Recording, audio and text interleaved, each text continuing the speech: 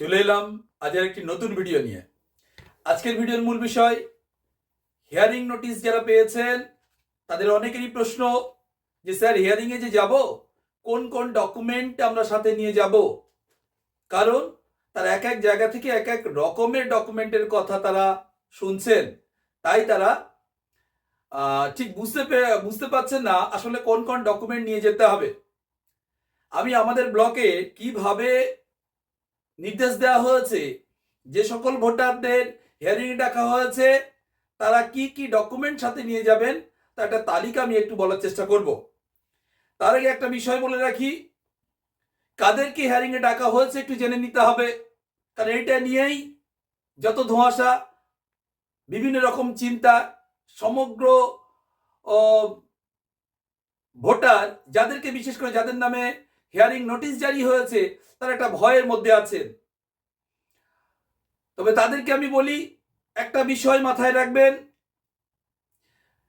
Logical discrepancy অর্থাৎ যৌক্তিক অসঙ্গতি কাদেরকে দেখানো হয়েছে, যারা নিজেরা অথবা তাদের কোনো প্রয়োজনী বা বংশধর 2002 সালে ভোটার ছিলেন, অর্থাৎ আপনার চিন্তার কোনো বিষয় নেই, আপনি আনম্যাপড নন, অর্থাৎ 2002 সালে আপনার যে কেউ নেই ভোটার লিস্টে এমনটা কিন্তু নয়, তাই ভয় পাওয়ার কিন্তু কিছু নেই।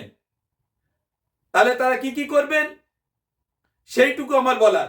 তবে তার আগে আরেকটা বিষয় আমি বলতে চাই যে লজিক্যাল ডিসক্রিপেন্সি কি ধরনের ভুল দেখানো হয়েছে যার কারণে হিয়ারিং এ আপনাকে উপস্থিত হতে হবে।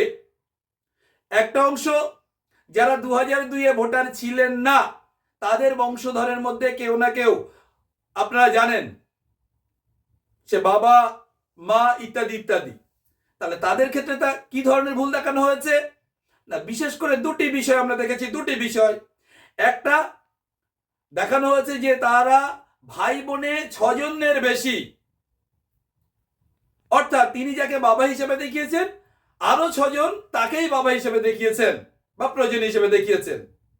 এই তবে এর ক্ষেত্রে আমি বলতে পারি, তবে আরেকটা বিষয় বলি, আরেকটা কি না, বয়স সংক্রান্ত বিষয়। কি না, তার বাবার সাথে তার বয়সের পার্থক্য যদি 50 বছরের বেশি হয় বা 15 বছরের কম হয়। আমি এই দুটি বিষয়ের ক্ষেত্রে একটু বলতে চাই, আপনাদের কেবলমাত্র 3টি ডকুমেন্টেই হিয়ারিং এর কাজ সম্পূর্ণ হয়ে যাবে। হ্যাঁ, 3টি ডকুমেন্টে। কি কি শুরুতেই বলি, যে হিয়ারিং নোটিশ আমি বিএলওরা অর্থাৎ আমরা আপনাদেরকে দিচ্ছি, এই হিয়ারিং নোটিশ সবার আগে দেবেন আমাদের ব্লক থেকে যেটা বলা হয়েছে। কেউ কেউ বলতে পারেন যে স্যার আমাদের ব্লকে তো আরেক রকম বলেছে। আমি তাদেরকে বলি কোনো বিষয় না, যে ব্লক থেকে বিএলও আপনাকে যেমন নির্দেশ দিয়েছেন সেইভাবে রাখলেই হবে। ডকুমেন্ট সাজানোর জন্য কারো হিয়ারিং এর সমস্যা হবে না বা ভোটার তালিকা থেকে কারো নাম বাদ যাবে না, এটা হলো মূল কথা। তাহলে কিভাবে সাজাবেন সেইটুকু একটু বললে কি আপনাদের সাজাতে একটু সুবিধা হবে, এই জন্যই আমার এই ভিডিওটি বানানো। তাহলে শুরুতেই কি বলেছি আমরা, এই হিয়ারিং নোটিশ এটা 1 পাতার, ওটা 2 পাতার। এটা 1 পাতায় দেওয়া হয়েছে, এই অংশটি আমরা কেটে নিয়েছি রিসিভিং হিসাবে। আমরা বিএলও মোবাইলে যে অ্যাপ আছে অ্যাপে আমরা আপলোড করেছি। দ্বিতীয়টি বলা হয়েছে 2002 সালে, আপনি যদি নিজে থাকেন সেই পাতা, আপনার যদি বাবা থাকেন তাহলে সেই পাতাটাই দিতে হবে 2002 সালে যিনি আছেন তারটা। এবং পরবর্তীতে এই ভোটার দিয়েছেন কি না তার আধার। এনার ক্ষেত্রে আমি বলি, এখানে কি দেখানো হয়েছে, 6 জনের বেশি তারা ভাই বোন, অর্থাৎ যেটা আগে আমি বলেছি। তাহলে আমাদের এখানে যে রকম ভাবে হচ্ছে এবং যেখানেই হোক না কেন, সবার আগে তিনি যদি হাজিরা দেন 6 জন হোক, তার ভাই বোন 7 জন 8 জন 9 জন 10 জন যাই হোক না কেন, তার কিন্তু কোনো রকম সমস্যা হবে না। কেন? কারণ ভাই বোন বেশি থাকতেই পারেন, তাহলে তাদেরকে কেন ডাকা হয়েছে, যেটা আমরা আমাদের মনে হয়েছে বা আমরা বুঝতে পারছি যে নির্বাচন কমিশন চাইছে একটা পরিচ্ছন্ন ভোটার তালিকা বানাতে। তার ক্ষেত্রে যদি কোনো একজনকে বাবা হিসেবে যে 6 জনের বেশি দেখান, তারা সন্দেহ করেছেন যে কেন সন্দেহ? কারণ তার তো 6টা 7টা 8টা 9টা 10টা সন্তান থাকতেই পারে, সমস্যার কিছু নেই। কিন্তু সমস্যা কোথায়?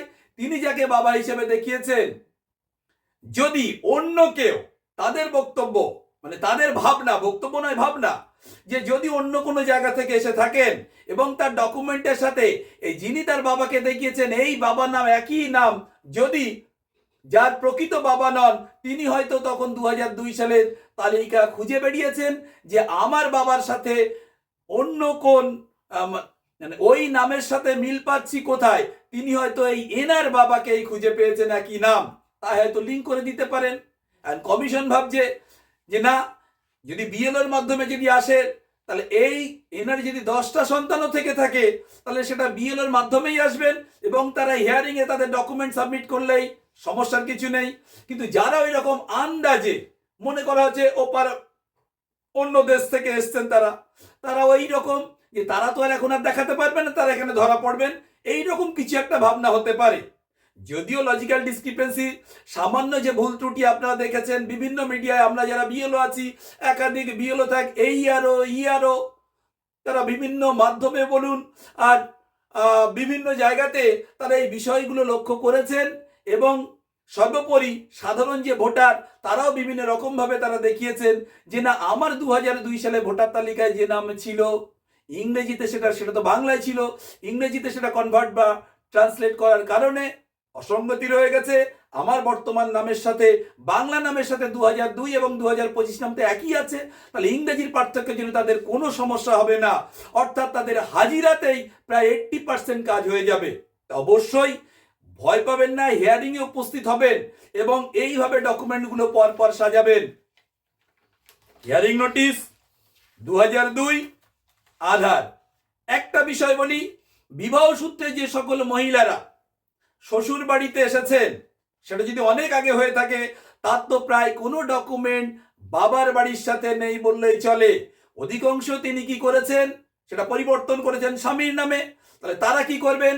তাদের বক্তব্য, তারা একই রকম ভাবে হিয়ারিং নোটিশ প্রথমে দিলেন, তারপর 2002-এ তার বাবা যদি থেকে থাকেন সেই কপি, এবং তারপরে তারটা আধারটাই দিলেন, আধারে তার বাবার নাম নেই, স্বামীর নাম আছে, তাহলে তিনি কি দেবেন?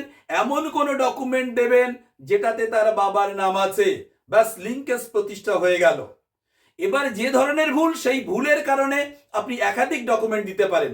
সবার আগে যে কাজটা করতে হবে, লিঙ্কেজ কিন্তু আপনাকে অবশ্যই কমপ্লিট করতে হবে, লিঙ্কেজটা দেখাতেই হবে 2002 সালে যিনি আছেন তার সাথে। তারপরে আপনার যেমন ধরনের ভুল, সেই ভুলের এগেনস্টে আপনি একাধিক সরকারি যে কাগজগুলো রয়েছে আপনি দিতে পারেন। আরেকটা বিষয় যেটা আপনাদের দেখানোর, আপনারা একটু খেয়াল করবেন। দেখুন, অনেকে বলছেন যে স্যার আপনারা যে 13টি ডকুমেন্টের কথা বলছেন, ওই 13টি ডকুমেন্টই দিতে হবে। ওই 13টি ডকুমেন্টের আমার তো নেই, তার বাইরে আমার 2-1টা কাগজ আছে, কিন্তু সেই কাগজ তো আপনাদের 13টার মধ্যে নেই। তাদের ক্ষেত্রে আমার বলার, আপনারা ভয় পাবেন না। কেন? কারণ 13টি ডকুমেন্টই দিতে হবে এমন বিষয় কিন্তু বলা নেই। পরিষ্কার আপনি যে হিয়ারিং নোটিশটা পাচ্ছেন, সেই নোটিশে কিন্তু লেখা রয়েছে, একটু খেয়াল করুন, যেটা আমি দেখানোর জন্য বলছি। কি লেখা আছে? নথিগুলির একটি সংক্ষিপ্ত তালিকা। পরিষ্কার লেখা আছে নথিগুলির একটি সংক্ষিপ্ত তালিকা, সামগ্রিক নয়। অর্থাৎ এই যে 13টি ডকুমেন্টের কথা বলা হয়েছে, এই যে ডকুমেন্ট, এটা কখনোই সামগ্রিক নয়, এটি একটি সংক্ষিপ্ত তালিকা। তাই এর বাইরে, যেমন এখানে প্যান কার্ডের কথা বলা নেই, প্যান কার্ড আপনি দিতে পারেন যদি 13টি না থাকে। ড্রাইভিং লাইসেন্সের কথা বলা নেই, নিশ্চিতভাবে সেটা একটা সরকারি ডকুমেন্ট, আপনি দেখাতে পারেন। প্রাইমারি স্কুলের কোনো সার্টিফিকেটের কথা বলা নেই, প্রাইমারি স্কুলের সার্টিফিকেট আপনি দেখাতেই পারেন, কোনো সমস্যা নেই। আবারও বলছি, কারণ এগুলো সরকারি নথি। তাহলে কি বিষয়? তাহলে তবেই 13টির মধ্যে দেয়া ভালো, এটা আমরা সবাই বলছি। কিন্তু যার নেই, সে কিন্তু চুপচাপ থাকবেন না। যার ওই ডকুমেন্টগুলো রয়েছে কোনো না কোনো, অবশ্যই সেটি সাথে নিয়ে যাবেন। আবারও বলছি, ভালো করে শুনে নিন। এই যে 13টি ডকুমেন্ট দিলে ভালো, কিন্তু এই 13টি ডকুমেন্টের মধ্যে একটি বা দুটি আপনাকে দিতেই হবে এমন কিন্তু নয়। যদি না থেকে থাকে, যে বিষয়গুলো বললাম সেগুলো আপনি দিতে পারবেন। বোঝাতে পারলাম? তাহলে সাজানোর ক্ষেত্রে এক এক ব্লক এক এক রকম ভাবে বলেছেন। এক এক বিএলওকে এক এক রকমের নির্দেশ দেওয়া হয়েছে ব্লক অফিস থেকে। তারা সেইভাবেই তাদের ভোটারদেরকে বলছেন। আমি যেমন আমার ব্লকে যেমন ভাবে সাজানোর কথা বলা হয়েছে সেটা আপনাদের সামনে বলছি। তার অর্থ এই নয় যে অন্য ব্লকের কেউ বললেন যে স্যার আপনি তো এইভাবে সাজাতে বলেছেন, আমাদের বিএলওতে এইভাবে বলেছেন। সাজানো নিয়ে কোনো সমস্যাই নেই। আপনি আপনার যতগুলো ডকুমেন্ট রয়েছে পর পর পর পর আপনি সাজান, স্টেপেল করুন, আপনার বিএলও যেভাবে বলবেন ওখানে হাজির হন নিয়ে। তবে একটা বিষয়, যারা দাদুকে দেখিয়েছেন প্রয়োজন হিসেবে, তার বাবা ভোটার ছিলেন না, এর আগেও আমি বলেছি, তাদের কিন্তু একই রকম ভাবে নিজের একটা ডকুমেন্ট, প্রত্যেকের আধার নিয়ে কেন এত কথা বলছি, আধার সবারই রয়েছে। সেই কারণে তাহলে আধারে নিজের নাম থাকবে আর বাবার আধারটা দেবেন, বাবার আধারে দাদুর নাম আছে, লিঙ্কেজ কিন্তু প্রতিষ্ঠিত হয়ে গেল। এবার আপনার যে ধরনের ভুল, সেই ভুলের এগেনস্টে মাধ্যমিকের সার্টিফিকেট দিতে পারেন, উচ্চ মাধ্যমিকের সার্টিফিকেট দিতে পারেন। এখন মাধ্যমিকের যদি কারো সার্টিফিকেট তোলা নেই বা নষ্ট হয়ে গেছে, অ্যাডমিট থাকলে অ্যাডমিট নিয়ে যাবেন, যেটা নিয়ে বড় প্রশ্ন হবে না হবে না, একটা রব উঠেছিল, কোনো বিষয় নেই। আবার বলছি এটার সংক্ষিপ্ত তালিকা আপনার হিয়ারিং নোটিশেই লেখা আছে, পড়ে নিতে পারেন, পরিষ্কার লেখা আছে। সরি। তাহলে এবার আরেকটা বিষয় আপনাদের সামনে বলি, তাহলে কি কি ডকুমেন্ট আপনারা নিতে পারবেন আরো একবার বলি। বার্থ সার্টিফিকেট, পাসপোর্ট, মাধ্যমিক বা উচ্চ মাধ্যমিকের সার্টিফিকেট, এসসি এসটি ওবিসি অর্থাৎ কাস্ট সার্টিফিকেট, সরকারি যদি আপনার বাড়ি পেয়ে থাকেন সেটা দেখাতে পারেন। আর কি দেখাতে পারেন না, সরকারি বাড়ির সাথে সাথে আধার কার্ড দেখাতে পারেন, আর ব্যাংকের পাসবই দেখাতে পারেন, রেশন কার্ড দেখাতে পারেন, খাদ্য সুরক্ষার কার্ড দেখাতে পারেন, জমির পাট্টা দেখাতে পারেন, পর্চাও দেখাতে পারেন। যা এই 13টির মধ্যে আমি যেগুলো বললাম নেই, কারণ এটি সংক্ষিপ্ত তালিকা, সামগ্রিক নয়। তাই বলছি ভয় পাওয়ার কোনো কারণে, আপনার উপস্থিতিই কিন্তু প্রায় 80% কাজ হয়ে যাবে। এবার চলে আসি আরেকটি যে বিশেষ বিষয়, এটা না বললেই নয়, অবশ্যই আপনারা শুনে ফেলেছেন, তারপরেও বলে রাখি, প্রত্যেকটি ডকুমেন্টের শেষে অর্থাৎ যে জেরক্স কাগজগুলো আপনি নিয়ে যাচ্ছেন সাপোর্টিং ডকুমেন্ট হিসাবে, প্রত্যেকটা ডকুমেন্টের নিচে অবশ্যই নিজে সই করবেন। সই কিন্তু মাস্ট। তাহলে এই বিষয়গুলো নিয়ে, এই কাগজগুলো নিয়ে তাহলে বোঝাতে পারলে আরেকবার সামারি করি কি কি নিয়ে যাবেন। হিয়ারিং নোটিশ 2002 সালের কাগজ, আপনার আধার, যদি দাদুকে দেখিয়ে থাকেন তার ক্ষেত্রে আপনার বাবার আধার, বাবার ভোটার আই কার্ড। কেউ কেউ কি মনে করছেন স্যার আমি নিজেই আছি 2002 সালে, তাহলে আমাকে কি কি নিয়ে যেতে হবে? আপনার ক্ষেত্রে খালি হিয়ারিং নোটিশ এবং 2002 আমাদের বিএলএ অ্যাপে কিন্তু এটাই আমরা সাবমিট করেছিলাম। সেই সাথে আমার বক্তব্য, আপনি আপনার আধারটাকেও নিয়ে যান। স্যার ভোটার আই কার্ড কি জেরক্স করতে হবে? এটা অনেকে প্রশ্ন করেছেন। আমার উত্তর, কোনো দরকার নেই, আপনি কেবলমাত্র ভোটার আই কার্ডটি সাথে রাখতে পারেন। আবার কেউ কেউ বলেছেন আমার পার্শ্ববর্তী ব্লকের যারা ভোটাররা আছেন, বিএলওরা আছেন, তারা বলছেন আমাদের ব্লকে কিন্তু বলা হয়েছে এনুমারেশন ফর্মের জেরক্সটাও নিয়ে যেতে। আমাদের ব্লক থেকে কিন্তু এনুমারেশন ফর্ম জেরক্সের কথা বলা হয়নি। আপনারা নিয়েও যেতে পারেন, না নিলেও সমস্যা নেই। আর একটা বিষয় একবারে গোটা বাংলা জুড়ে যেটা নিয়ে একেবারে দৌড়াদৌড়ি শুরু হয়েছে, বংশ তালিকা পঞ্চায়েত থেকে আপনারা নিচ্ছেন। আমার বক্তব্য হলো, আমাদের ব্লক থেকে কিন্তু কারো কোনো রকম বংশ তালিকা নেওয়ার কথা বলা হয়নি। কারণ ওই যে 6 জনের বেশি যে প্রয়োজনীয় দেখানোর কথা বলা হয়েছে, আপনার উপস্থিতি, আপনার ডকুমেন্ট জমা দিলেই কিন্তু বুঝে যাবেন যে আসলে আপনি যাকে প্রয়োজনীয় দেখিয়েছেন তার সন্তান। সুতরাং তার জন্য দৌড়াদৌড়ি করে বংশ তালিকা নেওয়ার কোনো প্রয়োজন নেই। কিন্তু কেউ এনে ফেলেছেন, তার সাথে যুক্ত করবেন, আমার বক্তব্য আপনি যুক্ত করে দিন, ওর সাথে স্টেপল করুন, কোনো সমস্যা হবে না।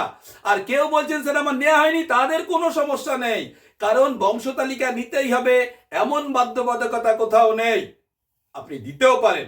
এনুমারেশন ফর্মের ক্ষেত্রে কি কথা, আপনি দিতেও পারেন, নাও দিতে পারেন, কিন্তু যেগুলো দিতেই হবে এটা মাথায় রাখবেন। আমি বারে বারে বলছি, নোটিশ 2002 এবং সাথে আপনার আধার বা আপনার যে যে ডকুমেন্ট আছে, মাধ্যমিকের সার্টিফিকেট ইত্যাদি ইত্যাদি যে বিষয়গুলো বললাম।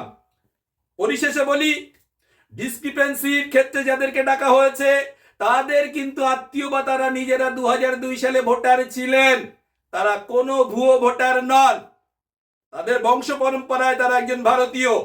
সামান্য ত্রুটি বিচ্যুতি নেই এমন ভোটার পাওয়া মুশকিল, থাকতেই পারে, আপনারও আছে, এতে দোষের কিছু নেই।